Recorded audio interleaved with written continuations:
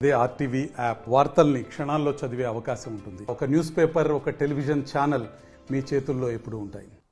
ఆంధ్రప్రదేశ్ రాష్ట్ర ఆర్థిక రాజధానిగా విశాఖపట్నాన్ని డెవలప్ చేస్తామని ప్రభుత్వం చెప్తా ఉంది. మరోవైపు చూసుకుంటే కనుక కేంద్ర ప్రభుత్వం కూడా ఆంధ్రప్రదేశ్ అభివృద్ధి కోసం ప్రత్యేక దృష్టి సారించినట్టుగా మనకు తెలుస్తుంది. ఈ నేపథ్యంలో మనం ఇటు అనకాపల్లి వైపు చూసుకుంటే కనుక ఆర్సెలర్ మెటల్ కావచ్చు, అలాగే ఎన్టీపీసీ, ఇటు చూసుకుంటే భోగాపురం ఎయిర్పోర్టు, అటు పక్క మూలపాడు పోర్టు అభివృద్ధి చెందుతున్న దశలో దానికి తగ్గట్టుగా ఇన్ఫ్రాస్ట్రక్చర్ లేనట్టుగా కొంతమంది నిపుణులు వ్యక్తం చేస్తూ ఉన్నారు. ప్రధానంగా ఇదే విషయం మీద చర్చిస్తూ విశాఖపట్నం డెవలప్మెంట్ కౌన్సిల్ మంత్రి లోకేష్కి కొన్ని విజ్ఞప్తులు చేసింది. ఈ నేపథ్యంలో ఆయన నుంచి ఎలాంటి సంకేతాలు వెలువడ్డాయని మాట్లాడడానికి మనతో పాటు నరేష్ కుమార్ గారు ఉన్నారు, Rushikonda IT park vice president. Sir చెప్పండి, ఓ పక్క చూసుకుంటే కనుక మోడీ గారు వచ్చే ఇవన్నీ కూడా చేశారు. ఈ నేపథ్యంలో అక్కడ దానికి తగ్గట్టుగా ఇన్ఫ్రాస్ట్రక్చర్ కానీ వాళ్ళకి సరిపడా ఎన్విరాన్మెంట్ కానీ లేదని చెప్తా ఉన్నారు.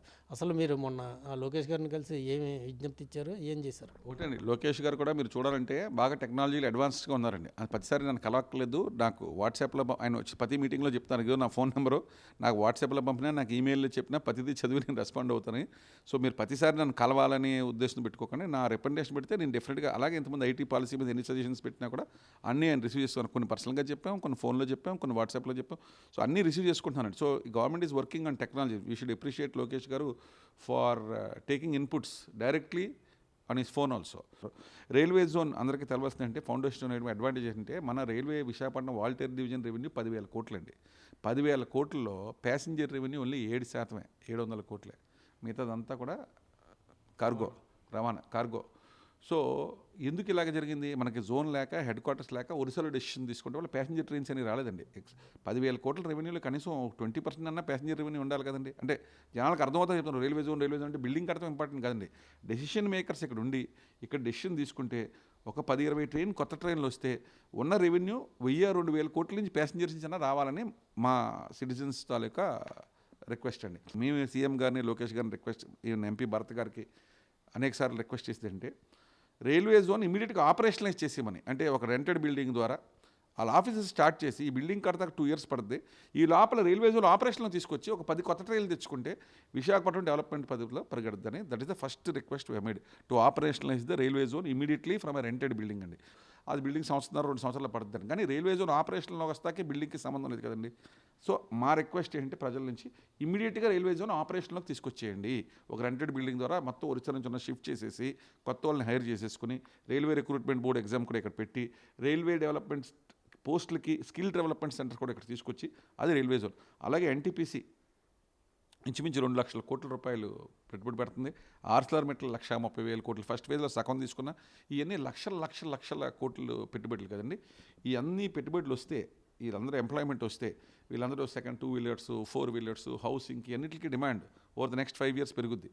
ఇది కాకుండా రిలయన్స్ వాళ్ళు కూడా బయోఎనర్జీ ప్లాంట్స్ మొత్తం 26 జిల్లాల్లో కూడా 65,000 కోట్లు పెట్టి పెడతారంటే ఈ ప్రాంతానికి ఇంచుమించు 20,000 కోట్లు వస్తుందని మా అంచనా. 65,000 కోట్లలో అది కాకుండా గూగుల్ వస్తుంది, టీసీఎస్ వస్తుంది, ఇంకా కొత్త ఐటీ పాలసీలో ఎవరు వచ్చినా కూడా గవర్నమెంట్ బిల్డింగ్ ఫ్రీగా ఇస్తాడు, ఎన్నో ఐటీ కంపెనీలు వస్తాయని మేము ఎక్స్పెక్ట్ చేస్తున్నాం. సో దీనికి కావాల్సిన ఇన్ఫ్రాస్ట్రక్చర్ ఆల్రెడీ విశాఖపట్నం రోడ్స్ అన్నీ మీరు చూసారు, కంజెస్ట్ అయిపోయినాయి. ఇప్పుడు భోగాపురం వెళ్తాక కూడా రోడ్స్ ఫ్లైఓవర్స్ 12 పూర్తి అవ్వాలి. సో మేము లోకేష్ గారిని రిక్వెస్ట్ చేసిందంటే ఈ 12 ఫ్లైఓవర్స్ ఆన్ ప్రయారిటీ కంప్లీట్ చేయండి. అలాగే జీఎంసీ వాళ్ళు 15 రోడ్లు విశాఖపట్నంలో ఎయిర్పోర్ట్కి వెళ్తాక డీకంజెస్ట్ చేస్తాక 15 కొత్త రోడ్లు వేస్తూ ఉన్నారు. ఇది ఒక టైం ఫ్రేమ్ పెట్టి, అంటే June 26లో ఈ ఎయిర్పోర్ట్ మూసేసి ఆ ఎయిర్పోర్ట్ ఆన్ అయిపోద్ది. అంటే ఇంకా సంవత్సరంన్నరే ఉంది మనకి. సో మీ ద్వారా నేను కోరుకున్న ఈ సంవత్సరంన్నరలో ఈ 15 రోడ్లు పూర్తి చేయగలమా, ఈ 12 ఫ్లైఓవర్లు పూర్తి చేయగలమా, కోస్టల్ కారిడార్ భీమిని నుంచి భోగాపురం కోస్టల్ కారిడార్ రోడ్డు ఉంది, అది పూర్తి చేయగలమా, మెట్రో రైలు ఎంతవరకు పూర్తి చేయగలం. ఈ ఇన్ఫ్రాస్ట్రక్చర్ ఉంటేనే భోగాపురం ఎయిర్పోర్ట్ ఆల్రెడీ 60% పూర్తి అయిపోయిందండి. వెళ్ళి చూసాం, ఆల్రెడీ ఎయిర్ కండిషనింగ్ కూడా బిగించేస్తున్నారు అక్కడ. సో భోగాపురం ఎయిర్పోర్ట్ 6 నెలల ముందే రెడీ అయిపోద్ది, మందే లేటు. సో ఈ ఇన్ఫ్రాస్ట్రక్చర్ అంతా పూర్తి చేయగలమా. అలాగే మీరు విజయనగరం, శ్రీకాకుళం నుంచి కూడా ఫీడర్ అయిపోద్ది భోగాపురం ఎయిర్పోర్ట్కి. విజయనగరం నుంచి భోగాపురం ఎయిర్పోర్ట్ కనెక్ట్ చేసే road is normal state highway, దాన్ని 4 lane నుంచి 6 lane, విజయనగరం ఊరు నుంచి నేషనల్ హైవే కనెక్ట్ చేసి దాన్ని డబల్ చేయాలి. అలాగే ఎగ్జిస్టింగ్ విశాఖపట్నం టు శ్రీకాకుళం ఉన్న హైవేని 6 lane, 8 lane ఇంకా ఏమైనా పెంచగలమా. ప్రతిపాదన అంటే నెక్స్ట్ 25 years దృష్టిలో, అంటే 1-2 years దృష్టిలో కాదు. భోగాపురం ఎయిర్పోర్ట్ వస్తే ట్రాఫిక్ బాగా పెరుగుద్ది కాబట్టి. అలాగే భోగాపురం నుంచి శ్రీకాకుళం వెళ్ళే దారిలో ఒక free trade house warehousing zone పెట్టుకెళ్ళి విశాఖపట్నం చుట్టూరు ఒక ఔటర్ రింగ్ రోడ్డు, శ్రీకాకుళం చుట్టూరు ఔటర్ రింగ్ రోడ్డు, విజయనగరం చుట్టూరు ఔటర్ రింగ్ రోడ్డు పెట్టి ఈచ్ సిటీకి ఒక ఫ్రూట్ అండ్ వెజిటబుల్ మార్కెట్. ఇప్పుడు మన మార్కెట్ ఉందనుకోండి, అక్కడ కోల్డ్ స్టోరేజ్ లేదు, అక్కడ వాళ్ళు భోంచేస్తాక ప్లేస్ లేదు, వాళ్ళు ట్రక్ పార్కింగ్ పెట్టుకుంటే ఒక మెస్సులు ఉన్నాయి, అక్కడ 500 మెస్సులు ఉన్నాయి అనుకోండి, 500 ఆటోలు వస్తున్నాయి పొద్దున్నే కూరగాయలు, వాళ్ళందరికీ పార్కింగ్ లేదు. సో ఒక fruit and vegetable market, modern market with cold storage facility. ఇక్కడ కోల్డ్ స్టోరేజ్ కూడా లేదండి. ఒక కోల్డ్ స్టోరేజ్ ఫెసిలిటీతో ఒక ఫ్రూట్ అండ్ వెజిటబుల్ మార్కెట్ పెట్టండి. అక్కడ ఉన్న వాళ్ళు పడుకుంటాక నైట్ టైము వాళ్ళకి భోజనం చేస్తాకే ఒక మెడికల్ షాపు, ఒక ఏటీఎం, ఒక బ్యాంకు, ఇటువంటి సౌకర్యాలతో ఒక ఫ్రూట్ అండ్ వెజిటబుల్ మార్కెట్. దాని పక్కనే ఒక పెద్ద ట్రక్ పార్కింగ్ టెర్మినల్, అంటే విశాఖపట్నంకి వచ్చి ట్రక్స్ అన్నిటి ఇక్కడ ఒక 200-300 ఎకరాల ట్రక్ పార్కింగ్ టెర్మినల్ పెట్టి అశోక్ లేలాండ్ వాళ్ళతోనో టాటా వాళ్ళతోనో ఎంఓయూ చేసుకుని మహేంద్ర వాళ్ళతోనే వాళ్ళ ట్రక్ వచ్చి నైట్ పార్క్ చేస్తే పొద్దున్న లోపల ట్రక్ని రిపేర్ చేసి టెక్నీషియన్స్ వాళ్ళు చేసుకుని మన ల్యాండ్ అలాట్ చేస్తే వాళ్ళు నైట్ టైమే ఈ టైర్లు మార్చాలన్నా, ఇంజిన్ ఆయిల్ మార్చాలన్నా, బ్రేక్ ఆయిల్ మార్చాలన్నా, గేర్ ఆయిల్ మార్చాలన్నా, పార్ట్స్ నైట్ టైమే రిపేర్ చేసి ట్రక్ రాత్రి ఆగితే పొద్దున్నకి సర్వీసింగ్ చేసి ట్రక్ పంపించేలాగా ఇది ఒక ఆధునికంగా వాళ్ళకి ఫుడ్ కోర్ట్స్ పెట్టి, మెడికల్ షాప్స్ అన్నీ కూడా పెట్టి, ప్రైమరీ హెల్త్ సెంటర్ కూడా పెట్టి, ఒక ట్రక్ పార్క్ అలాగే 3 చోట్ల కూడా విజయనగరం ద్వారా, శ్రీకాకుళం ద్వారా, విశాఖపట్నం ద్వారా ట్రక్ పార్కింగ్ టెర్మినల్, ఇలాగ ఫుడ్ అండ్ వెజిటబుల్ కోర్టు, ఈ ఔటర్ రింగ్ రోడ్డు, దీంతో పాటు ఒక శాటిలైట్ టౌన్షిప్. అంటే విశాఖపట్నం కొత్తగా వచ్చి హౌసింగ్ తగ్గుద్ది కాబట్టి ఈ outer ring roads, highways expand అయిపోతాయి, ఈజీగా అరగంటలో సిటీలోకి వచ్చేయచ్చు, ఈ మెట్రోకి వచ్చేస్తారు. అక్కడ చిన్న చిన్న మన స్టీల్ ప్లాంట్ ఎలాగైతే టౌన్షిప్ కట్టారు కదండి, స్టీల్ ప్లాంట్లో అటువంటి టౌన్షిప్స్ ఈ 3 ఊర్లో కూడా to absorb the new employees. అలాగే ఒక చిన్న industrial estate, green industrial estate ప్రతి జిల్లాలో పెడతాను కదా, దాని పక్కన వాక్ టు వర్క్ వెళ్ళేలాగా. సో ఈ టౌన్షిప్స్ అలాగే ఒక మంచి స్కూల్స్కి, ఇంటర్నేషనల్ స్కూల్స్కి ప్లే గ్రౌండ్స్తో 15 ఎకరాలు 20 ఎకరాలు 2-3 స్కూల్స్ పెడితే, అలాగే హాస్పిటల్ వైజాగ్ ఇప్పుడు మీరు చూసారు ఇంకో 6 లెవెల్ అన్ని హాస్పిటల్స్ ఫుల్.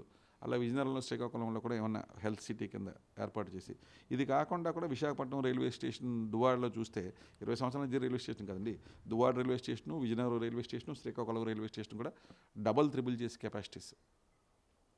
వీటిని శ్రీకాకుళం పోర్టు, అక్కడ మూలపట్నం పోర్ట్కి రోడ్డు కనెక్షన్స్ పెంచి, అంటే అక్కడ పోర్ట్లో ఏదైనా ఎగుమతి అయ్యే సరుకు వస్తే శ్రీకాకుళం రైల్వే స్టేషన్ నుంచి విజయనగరం వెళ్ళేలాగా, వైజాగ్ వచ్చేలాగా హైవేస్ ద్వారా కానీ, రైలు ద్వారా కానీ, లేకపోతే సీ ద్వారా కానీ, అలాగే ఎయిర్ ద్వారా కానీ, Bhogapuram airport. So Bhogapuram airport నుంచి you can fly out, port నుంచి సీ ద్వారా, ఈ రోడ్డు ద్వారా కూడా ఎక్స్పాండ్ చేస్తే రైలు ద్వారా కానీ, ఈ 4 మార్గాల నుంచి కనెక్టివిటీ మీరు అలా ఊహించి విశాఖపట్నం, శ్రీకాకుళం, విజయనగరం, అలాగే భోగాపురం ఎయిర్పోర్ట్ నుంచి అక్కడ ఫ్రీ ట్రేడ్ జోన్ ఎక్కడ సూట్ అవుతుందో 2-3 ఎకరాలు పెట్టి ఎక్స్పోర్ట్ అండ్ ఇంపోర్ట్ ప్రాసెసింగ్ అక్కడ జరుగుద్దండి. అలాగే సెమీ కండక్టర్, ఎలక్ట్రానిక్ ఇండస్ట్రీ ఒకటి విజయనగరం భోగాపురం మధ్యలో, ఒకటి శ్రీకాకుళం భోగాపురం మధ్యలో, అలాగే విశాఖపట్నం టు భోగాపురం మధ్యలో, ఇలా 3 ప్రాంతాల్లో 3 గ్రీన్ ఇండస్ట్రియల్ జోన్స్ కానీ పెట్టి, వేర్ హౌసింగ్ జోన్స్ పెడితే, అలాగే ఈ సిటీ అవుట్స్కట్స్ కూడా ఒక మనం పెద్ద పెద్ద ఎఫ్ఎంసీజీ కంపెనీ అనుకోండి, ఊర్లో కాస్ట్లీ అయిపోతుంది స్టోరేజ్, ఓ వేర్ హౌసింగ్ టెర్మినల్ కూడా కట్టమంటాడు, గొడౌన్స్ ఒక 100-200 warehousing terminals ఊరవతల.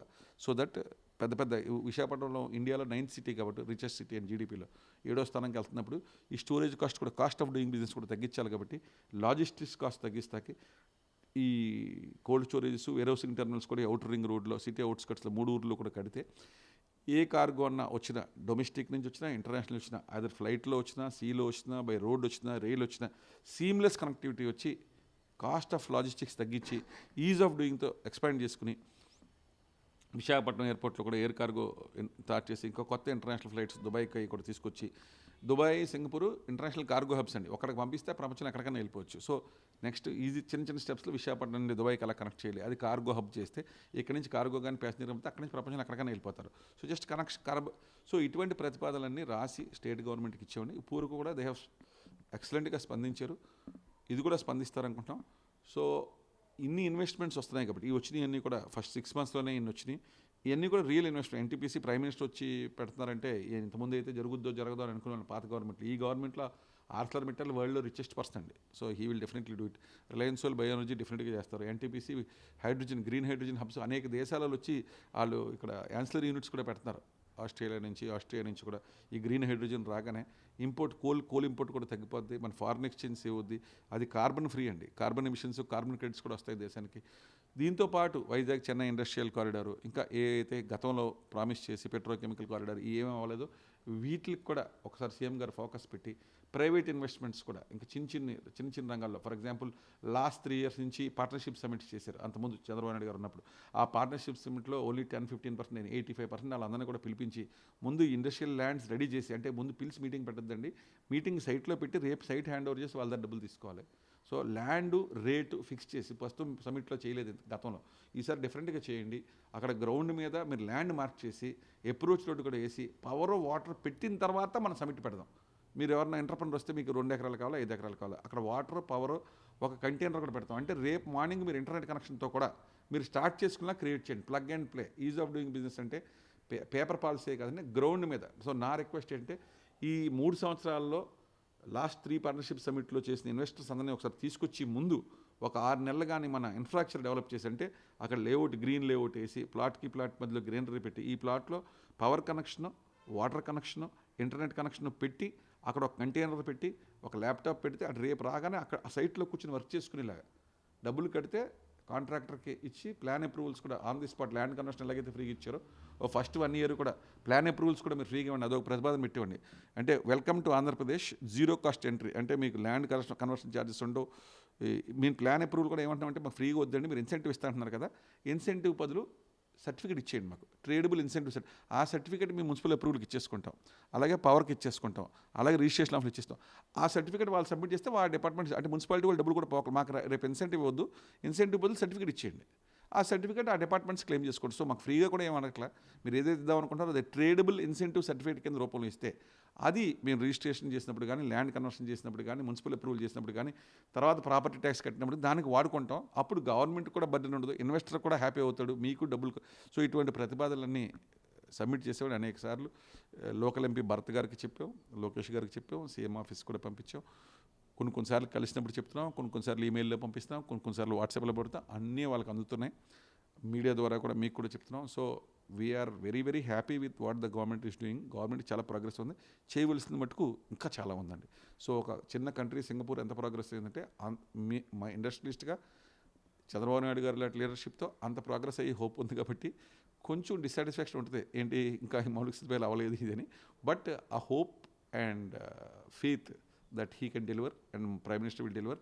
Prime minister chief minister కలిసి పనిచేస్తున్నారు కాబట్టి ఒకరి అవసరం ఒకరికి ఉంది. కాబట్టి అక్కడ అమరావతి పోలవరం కాకుండా నార్త్ ఆంధ్ర కూడా ఒక పెద్ద గ్రోత్ కారిడార్గా డెఫినెట్గా తయారవుతుంది. ఎందుకంటే అన్నీ కూడా ఇక్కడ డిఫెన్స్ ఎస్టాబ్లిష్మెంట్ ఐఎన్ఎస్ వర్ష అని అక్కడ లార్జెస్ట్ న్యూక్లియర్ సబ్మెరీన్ బేస్ రాంబిల్లో వస్తుందండి, అది కూడా ఎక్స్పాండ్ అవుతుంది. ఇక్కడ ఐఎన్ఎస్ డేగా అని ఎయిర్పోర్ట్ నేవీ వాళ్ళు కూడా ఇప్పుడు వెళ్ళిపోయిన తర్వాత అది డెవలప్ చేస్తున్నారు. తర్వాత డాక్యార్డ్ ఎక్స్పాండ్ చేస్తున్నారు, షిప్ యార్డ్ ఎక్స్పాండ్ చేస్తున్నారు. So navy is expanding in వాళ్ళ ఆర్మమెంట్ డిపోస్ ఎక్స్పాండ్ చేస్తున్నారు. ఎన్ఎస్టీఎల్లో కొత్త అన్ని ప్రాజెక్ట్స్ వస్తున్నాయి. సో నేవల్ సైడ్లో వస్తున్నాయి. వాళ్ళ పబ్లిక్ సెక్టర్లో హెచ్పిసిఎల్ ఇవన్నీ కూడా దేర్ ఎక్స్పాండింగ్. ఇప్పుడు మీరు ఎన్టీపీసీ అన్నీ మీకు తెలిసినాయి. సో ఐటీ కంపెనీలు కూడా కొత్త వస్తున్నాయి. So much is happening on the ground. Infrastructure అయితే డెఫినెట్గా గవర్నమెంట్ ఎలాగ లోన్ తెచ్చినా చేయవలసిన బాధ్యత అయితే చాలా ఉందండి. మల్టీ లెవెల్ పార్కింగ్స్ సిటీలో కడతాం కానీ, రోడ్ ఎక్స్పాన్షన్ చేయడం కానీ, అవుటర్ రింగ్ రోడ్స్ కడతాం కానీ, శాటిలైట్ టౌన్షిప్స్ కడతాం కానీ, ఇది ప్రయారిటీ.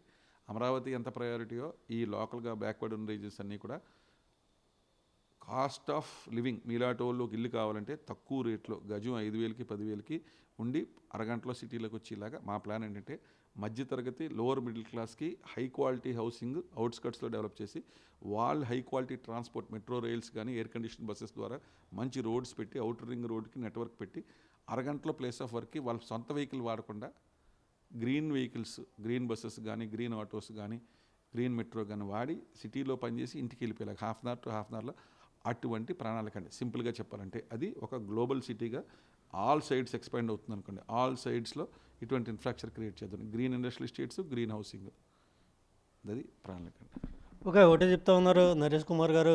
ఉత్తరాంధ్రలో ఇబ్బడి ముబ్బడిగా పెట్టుబడులు వస్తున్న నేపథ్యంలో మౌలిక సదుపాయాలను కల్పించడానికి ప్రభుత్వం దృష్టి సారించాలి.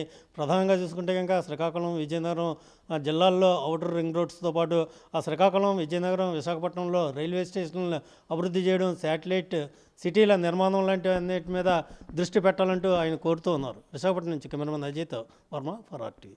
మరిన్ని వీడియోస్ కోసం ఛానల్ ని సబ్స్క్రైబ్ చేయండి. లేటెస్ట్ అప్డేట్స్ కోసం వాట్సాప్ ఛానల్ ని ఫాలో చేయండి. అండ్ లింక్ డిస్క్రిప్షన్ లో ఉంది.